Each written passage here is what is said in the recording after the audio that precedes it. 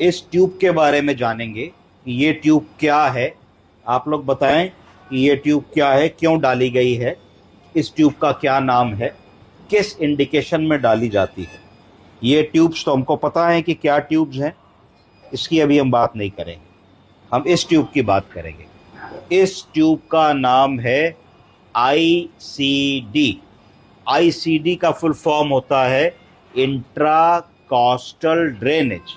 इंट्राकॉस्टल drainage का दूसरा नाम क्या होता है बताइए। इसको चेस्ट ट्यूब भी कहते हैं। क्यों? क्योंकि ये छाती के अंदर डाली जाती है। और इसको ट्यूब थोरेकॉटमी भी कहते हैं। तो ये कहाँ डाली जाती है? ये पसलियों के बीच से रास्ता बना के डाली जाती है। दो पसलियों के बीच में जो बोन्स होती हैं उनको इंटरकॉस्टल बोन कहते हैं। क्या कहते हैं? दो पसलियों के बीच में, दो कोस्टा रिब्स के बीच में जगह बना के जब हम अंदर जाते हैं तो उसको थोरेकॉटमी, चेस्ट ट्यूब या आईसीडी कहा जाता है। आईसीडी डालने की जरूरत क्यों पड़ती है? इंट्राकॉस्टल ड्रेनेज ट्यूब की जरूरत इसलिए पड़ती है, जो लंग हमारा है, जब हम सांस लेते हैं तो फेफड़ा फैलता है।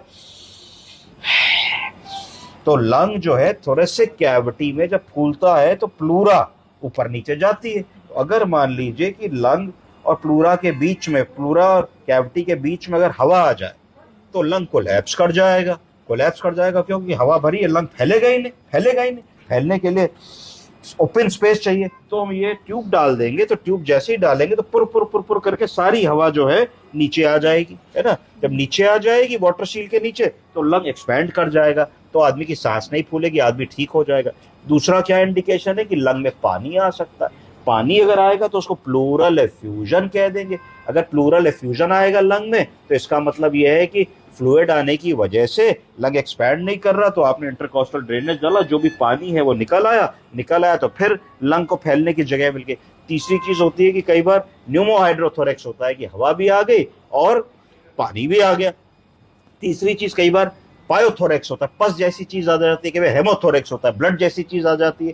तो कुछ भी ऐसा आएगा आर्टिकल, तो आप इस तरीके से उसको ड्रेन कर सकते हैं।